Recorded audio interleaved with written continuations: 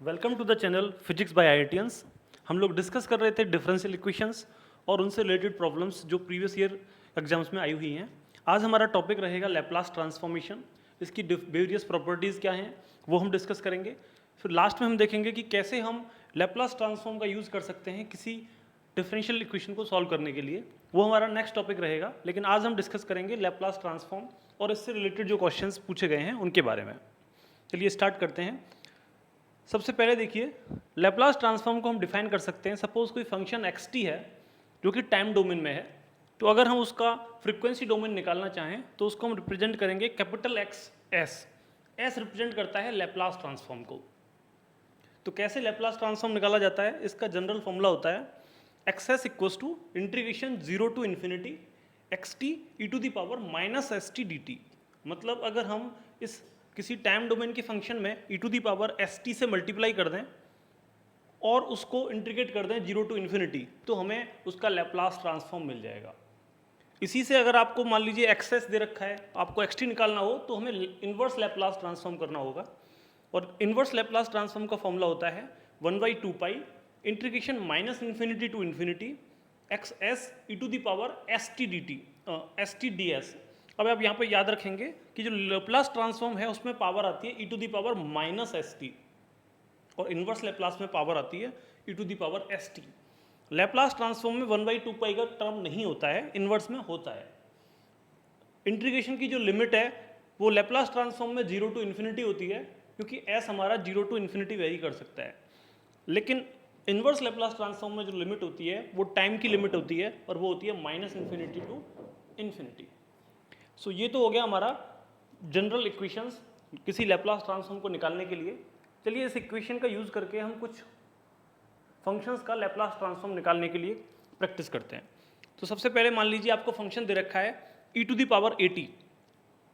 अब e to the power a t का अगर आपको लैप्लास ट्रांसफॉर्म निकालना है तो हम लिखेंगे f s equals to zero to infinity e to the power a t multiply e to the power minus S t. अब इस e to the power a t और e to the power minus S t को हम combine कर सकते हैं और ऐसे लिख सकते हैं e to the power minus s minus a t. और इसको जब इंटीग्रेटर आप सॉल्व करोगे, लिमिट आप जीरो टू इन्फिनिटी पुट करोगे, तो आपका जो लैप्लास ट्रांसफॉर्म हो जाएगा वो होगा 1/s माइनस ए। इसका मतलब e to the power a t function का जो लैप्लास ट्रांसफॉर्म है वो 1/s माइनस ए होता है। इसी तरीके से एक और क्वेश्चन ट्राई करते हैं। सपोज आपको फंक्शन दे रखा है F T is equals to T और इसका आप लैप्लास ट्रांसफॉर्म निकालना चाहते हैं, तो फिर से वही इंटीग्रेशन सॉल्व करेंगे zero to infinity T into E to the power minus S T D T. जब इस इंटीग्रेशन को आप बाई पार्ट्स सॉल्व करोगे तो इंटीग्रेशन आएगा आपके पास minus t upon s E to the power minus S t minus 1/s square e to the power minus S t. इसको आप लिमिट पुट कर सकते हो जीरो टू इन्फिनिटी। जब लिमिट्स पुट करोगे तो फर्स्ट टर्म तो जीरो हो जाएगा, सेकंड टर्म से आपको 1/s का एक टर्म मिलेगा। तो यहाँ से समझ में आएगा कि जो t का लैप्लास ट्रांसफॉर्म है वो 1/s होता है।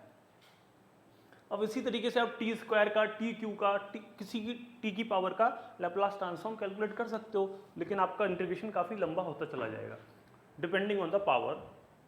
तो हमने एक जनरलाइज फॉर्मूला याद रख सकते हैं कि अगर t to the power n का, जिसमें n हमारा 0 1 2 3 4 कुछ भी हो सकता है, तो उसका लैप्लास ट्रांसफॉर्म होता है n factorial upon s to the power n plus 1, n factorial upon s की पावर n प्लस 1। जैसे मान लीजिए आपको t की पावर 3 का लैप्लास ट्रांसफॉर्म कैलकुलेट करना है, तो आप लिख सकते हो 3 factorial upon s to the power 3 plus 1 that is 4। तो ये हो जाएगा 3 फैक्टोरियल अपॉन s4। 3 फैक्टोरियल को हम 6 कह सकते हैं, तो ये 6 upon s to the power 4 आएगा। उसी तरीके से अगर आपको कोई नॉन इंटीजर पावर दे रखी है, जैसे ये तो 3 पावर थी तो ये इंटीजर थी, अगर फ्रैक्शन में पावर दे रखी हो तो उसके लिए हमारा लैप्लास ट्रांसफॉर्म का फॉर्मूला होता है gamma A plus 1। Suppose t to the power a का आप लैप्लास ट्रांसफॉर्म निकालना चाहते हैं, तो ये हो जाएगा gamma A plus 1 upon S to the power A plus 1। Gamma कैसे निकालते हैं? गामा सिंपल आप लिख सकते हैं, जैसे आपको गामा ए प्लस 1 करना है तो इसे आप लिखोगे ए इंटू गामा ए, फिर से लिखोगे a into a minus 1 into gamma a. तो बेसिकली इसको हम इसी तरीके से आपको रूट टी का लैप्लास ट्रांसफॉर्म निकालना है। रूट टी मतलब टी की पावर हाफ, तो इसका आप लिख सकते हैं gamma half plus 1 that is 3/2 upon s की पावर हाफ प्लस 1 वो भी 3/2, तो ये हो जाएगा गामा 3/2 अपॉन एस की पावर 3/2, जिसको आप लिख सकते हो गामा 3/2 को हम लिखेंगे 3/2 इंटू गामा हाफ, और गामा हाफ हमारा रूट पाई होता है, तो ये हो जाएगा 3/2 रूट पाई अपॉन एस की पावर 3/2, तो ये इसका लैप्लास ट्रांसफॉर्म होगा। तो इस तरीके से हम किसी भी इंटीजर और नॉन इंटीजर पावर का लैप्लास ट्रांसफॉर्म निकाल सकते हैं। अब मान लीजिए आपको किसी ट्रिग्नोमेट्रिक फंक्शन का लैप्लास ट्रांसफॉर्म निकालना है। सपोज आपको साइन एटी का लैप्लास ट्रांसफॉर्म निकालना है। अब साइन 80 को अगर आप उस फॉर्मूले में लिखोगे और फिर इंटीग्रेशन करोगे तो थोड़ा सा आपका टफ हो सकता है। तो आप साइन 80 को एक जनरल फॉर्मूला यूज कर सकते हो कॉम्प्लेक्स इंटीजर्स की टर्म में। तो आप लिख सकते हो sine 80 is equal to E to the power iota 80 minus E to the power minus iota 80 upon 2 iota, जिसमें E to the power iota 80 होता है कॉस 80 प्लस आइटा साइन 80। तो जब आप इसमें लिखोगे तो आपको ये सिंप्लीफाई होकर साइन 80 ही आएगा। तो बेसिकली हम लोगों ने इस फंक्शन को जो कि साइन 80 फंक्शन था उसको एक्सपोनेंशियल टर्म्स में रिप्रेजेंट कर दिया। एक्सपोनेंशियल में रिप्रेजेंट क्यों किया? क्योंकि हमें ई टू दी पावर 80 का लैप्लास ट्रांसफॉर्म पता है 1 अपॉन एस माइनस ए, जो अभी हम कैलकुलेट कर चुके हैं। तो उसको हम यूज कर सकते हैं यहाँ पे। ई टू दी पावर 80 का Laplace transform 1 upon s minus a होता है, तो e to the power iota 80 का क्या हो जाएगा 1 upon s minus eta a. Similarly e to the power minus iota 80 का 1 upon s minus s plus eta ये हो जाएगा। तो ये हमारा जो एफ टी या फिर साइन 80 का लैप्लास ट्रांसफॉर्म है उसे आप लिख सकते हो 1/2 eta Laplace transform of e to the power iota 80 minus Laplace transform of e to the power minus iota 80।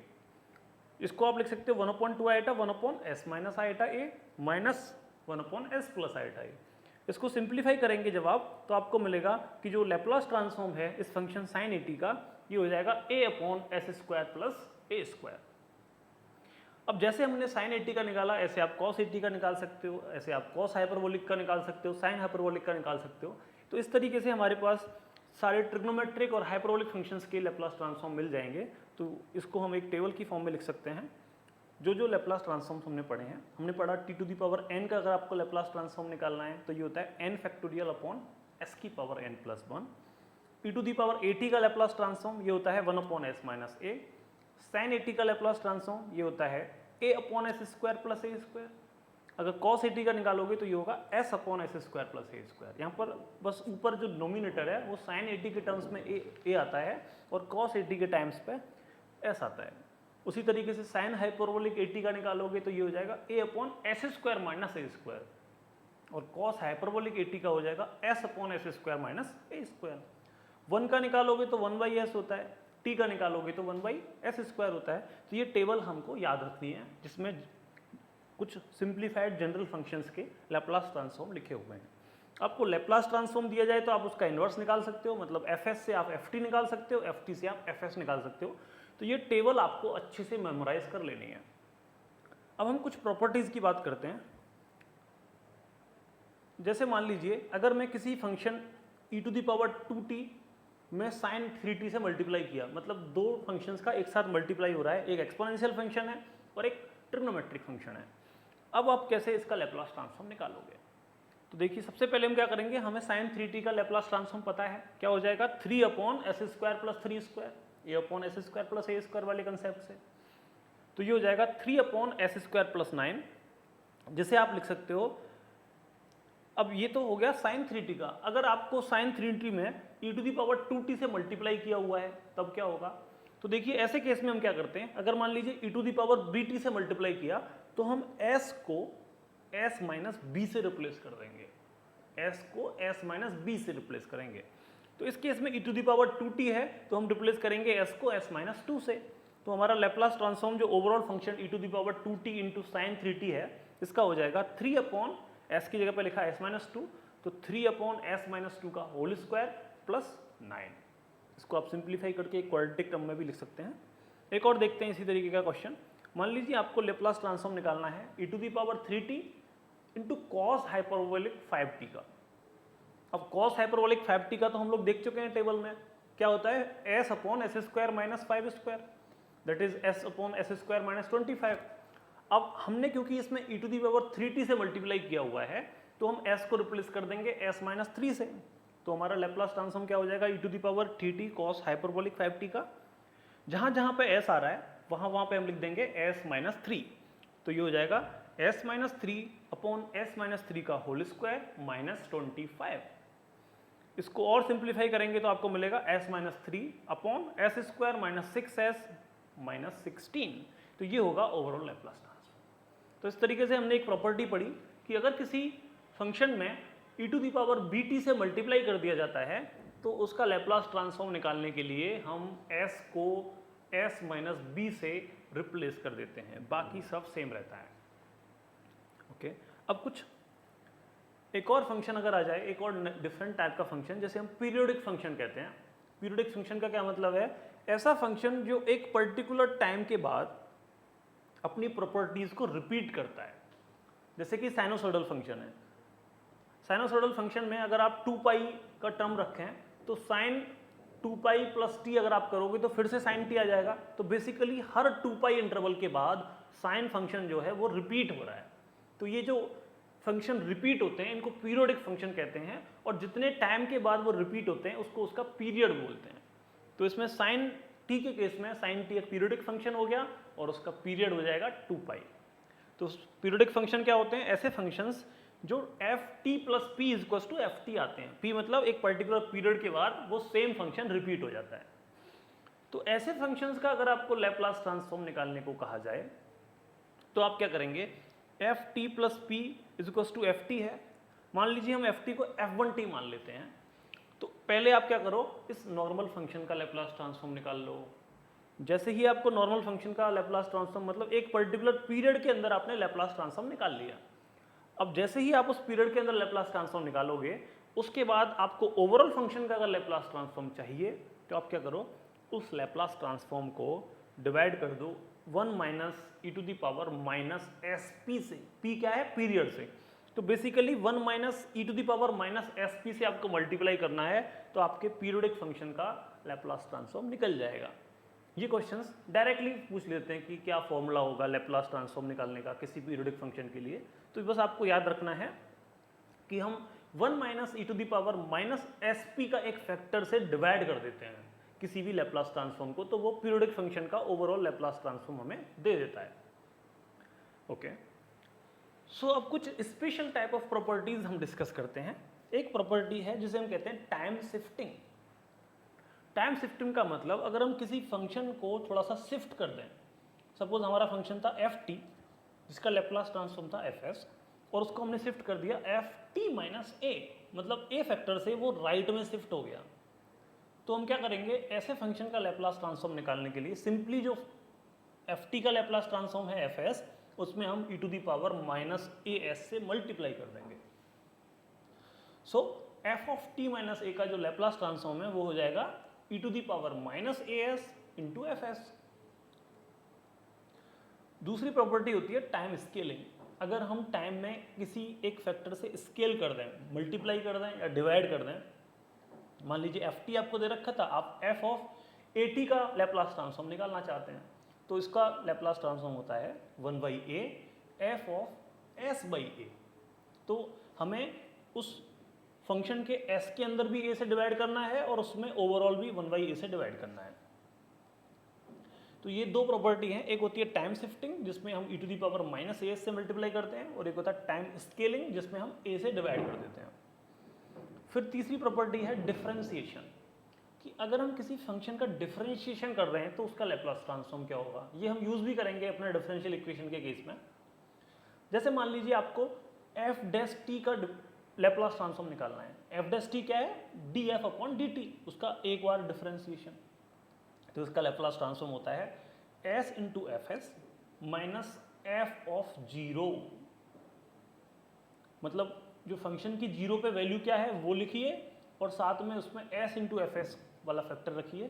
तो ओवरऑल एफ डैश टी का जो लैप्लास ट्रांसफॉर्म है वो होगा S F S minus F zero. ये आपको याद रखना है क्योंकि आगे हम इसे यूज भी करने वाले हैं। उसी तरीके से अगर डबल डिफरेंशिएशन है तो उसका लैप्लास ट्रांसफॉर्म क्या होगा, तो एफ डबल डैश टी का लैप्लास ट्रांसफॉर्म होता है S square F S minus S F zero minus F dash zero. f0 का मतलब फंक्शन की value eight zero time, f'0 का मतलब फंक्शन के डेरिवेटिव की वैल्यू एट जीरो टाइम। तो ये है हमारे डबल डेरिवेटिव का लैप्लास ट्रांसफॉर्म। इंटीग्रेशन का अगर लैप्लास ट्रांसफॉर्म निकालना है, मान लीजिए आपका इंटीग्रेशन है 0 to t ft dt, तो उसके लैप्लास ट्रांसफॉर्म में हम s से डिवाइड कर देते हैं, तो ये हो जाएगा fs अपॉन s। तो इस तरीके से हम डिफरेंशिएशन और इंटीग्रेशन के फंक्शंस का लैप्लास ट्रांसफॉर्म कैलकुलेट कर सकते हैं। अब मान लीजिए एक और प्रॉपर्टी, हम किसी फंक्शन में t से मल्टीप्लाई कर दिया, ft फंक्शन था उसमें हमने t से मल्टीप्लाई किया तो फंक्शन हो गया tft। तो t से मल्टीप्लाई करने के बाद हम क्या करते हैं, अगर किसी फंक्शन में t से मल्टीप्लाई हुआ है तो उसके लैप्लास ट्रांसफॉर्म को हम डेरिवेटिव कर देते हैं विद रेस्पेक्ट टू s और उसमें माइनस से मल्टीप्लाई कर देते हैं, तो ये हो जाता है minus D by D S of F S. तो किसी फंक्शन में अगर डी डिफरेंशिएशन करके माइनस से मल्टीप्लाई किया तो वो बेसिकली टाइम का फैक्टर से जो मल्टीप्लाई हुआ है उसको कॉम्पेंसेट करता है। अब एक होती है इनिशियल वैल्यू थ्योरम। तो अगर आपको फंक्शन की वैल्यू एट टाइम जीरो निकालनी है, इनिशियल टाइम पर निकालनी है, तो वो होता है limit S tending to infinity F S into F S. मतलब आपको लैप्लास ट्रांसफॉर्म पता है और आप उसकी जीरो टाइम पर क्या वैल्यू होगी वो कैलकुलेट करना चाहते हो, तो आप simply limit S tending to infinity S into F S को सॉल्व कीजिए। दूसरी होती है फाइनल वैल्यू थ्योरम। मतलब आप किसी फंक्शन की value at time T tending to infinity पे कैलकुलेट करना चाहते हो, तो उसको आप लिखोगे लिमिट एस टेंडिंग टू, ये थोड़ा गलत हो गया है, ये एक्स नहीं है ये एस है, S tending to zero S of F S. मतलब जब इनिशियल वैल्यू थ्योरम होगी तो टाइम डोमेन में जीरो इंटरवल, तो आपको एस डोमेन में या फिर फ्रीक्वेंसी डोमेन में इन्फिनिटी पे लेके जाना है। फाइनल वैल्यू थ्योरम में टाइम डोमेन पे इनफाइनाइट वैल्यू है तो फ्रीक्वेंसी डोमेन में से जीरो की तरफ टेंड करना है और साथ में लिखना है एस इंटू एफ एस। एक होता है कन्वोल्यूशन। तो अगर दो फंक्शंस का कन्वोल्यूशन हो रहा है तो उसका लैप्लास ट्रांसफॉर्म के केस में वो मल्टीप्लिकेशन होता है। तो f1 कन्वोल्यूशन f2 है तो ये हो जाएगा f1s इंटू f2s। तो ये तो हो गई कुछ प्रॉपर्टीज के बारे में डिस्कशन। अब हम कुछ क्वेश्चन डिस्कस करते हैं जो कि प्रीवियस ईयर पेपर्स में आए हुए हैं।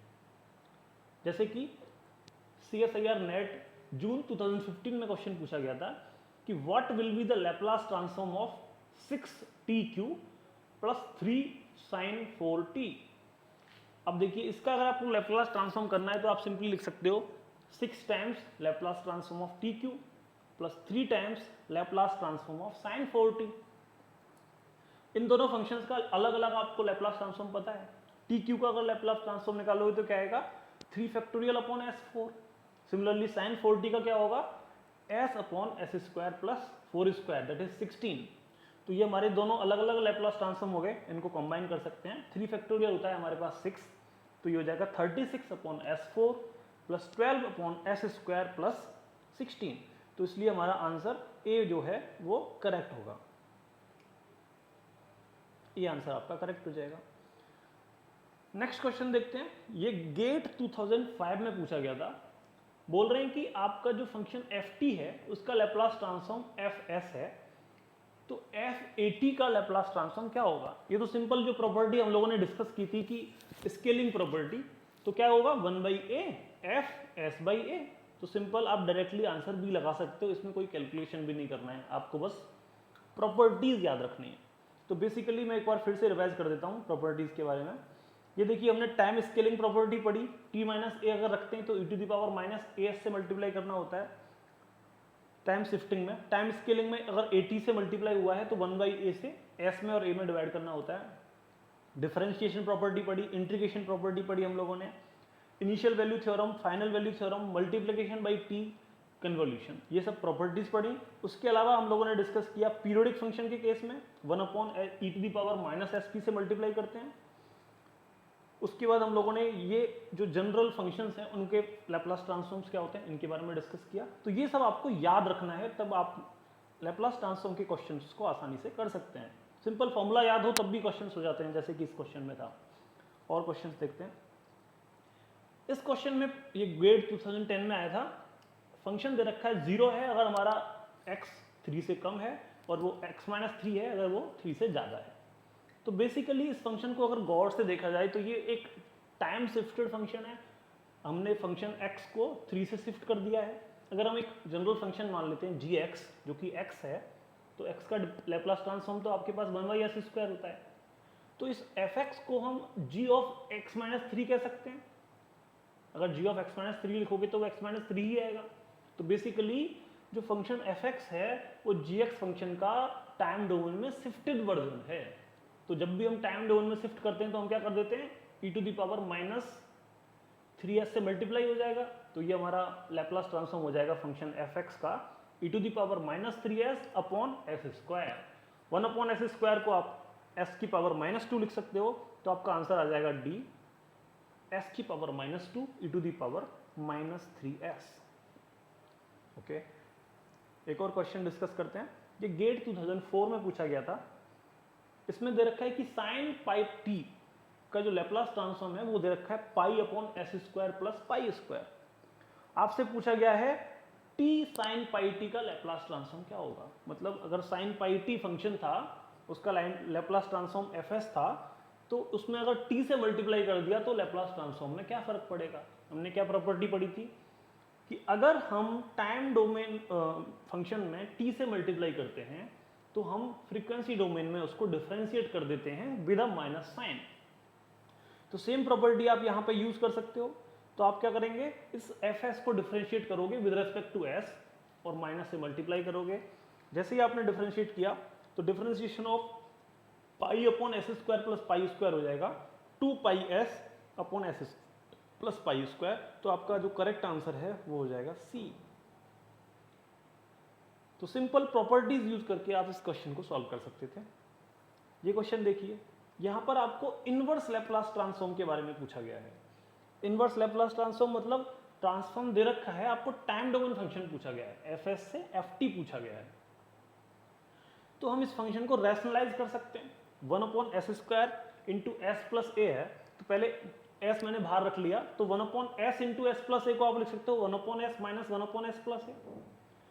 फिर जब आप इस 1/s को अंदर ब्रैकेट के अंदर भेजोगे तो ये हो जाएगा 1/s² माइनस, फिर से बनेगा 1/s into s plus a, तो ये हो जाएगा 1/s minus 1/s plus a। तो ओवरऑल फंक्शन fs को आप रैशनलाइज्ड फॉर्म में लिख सकते हो 1/s² minus 1/as plus 1/s plus 1। तो ये तीन अलग अलग फंक्शंस में चेंज हो गया। आप इनका अलग अलग इनवर्स ले सकते हो। जैसे आपको पता है 1/s² अगर फंक्शन है तो उसका लैप्लास, वो किसका लैप्लास ट्रांसफॉर्म है, वो t का लैप्लास ट्रांसफॉर्म होता है। 1/s जो है वो 1 का होता है, और 1/s प्लस 1 जो है वो e⁻⁻t का होता है। तो हमारा जो फंक्शन ft है वो हो जाएगा t-1 प्लस e⁻⁻t। तो बेसिकली किसी भी लैप्लास ट्रांसफॉर्म के क्वेश्चंस को करने के लिए आपको एक तो ये प्रॉपर्टीज वाली जो कॉलम्स हैं वो याद रखने में, बार बार एम्फेसाइज कर रहा हूँ, प्रॉपर्टीज याद रखनी है। इनका यूज हम आगे भी करेंगे जब हम डिफरेंशियल इक्वेशंस को सॉल्व करेंगे इसके थ्रू। ये जितने भी फॉर्मूला है, पीरियोडिक फंक्शन का फॉर्मूला याद रखना है। और उसके बाद ये जो टेबल है इसमें किसका लैप्लास ट्रांसफॉर्म क्या होता है वो जनरल आपको याद रखना है। इतना अगर आपको याद है तो आप किसी भी लैप्लास ट्रांसफॉर्म के क्वेश्चन को आसानी से सॉल्व कर सकते हो। आप इन क्वेश्चंस में कोई भी डाउट हो तो आप हमारे कमेंट सेक्शन में लिख सकते हैं। अगर आपको ये वीडियो अच्छा लगा है तो इसे लाइक कीजिए, अपने फ्रेंड्स के साथ शेयर कीजिए और हमारे चैनल को सब्सक्राइब कीजिए। हम लोग कुछ क्वेश्चंस टेलीग्राम चैनल पर भी अपलोड करते हैं, आप उनको भी अटेम्प्ट कर सकते हैं और वहाँ पर डिस्कशन फोरम के थ्रू आप अपने डाउट्स भी पूछ सकते हैं और बाकी फ्रेंड्स के डाउट्स भी सॉल्व कर सकते हैं। Thank you.